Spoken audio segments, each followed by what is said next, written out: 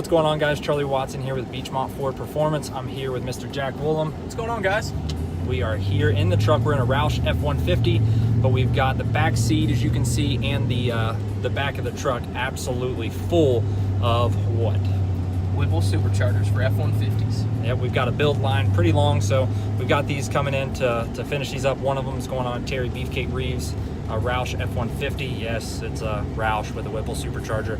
We'll make another video about that, but today we're really excited because we've got some anxious customers that we're finally going to get their trucks built for. So stay tuned. We got a lot of videos coming, and we're going to be building non-stop.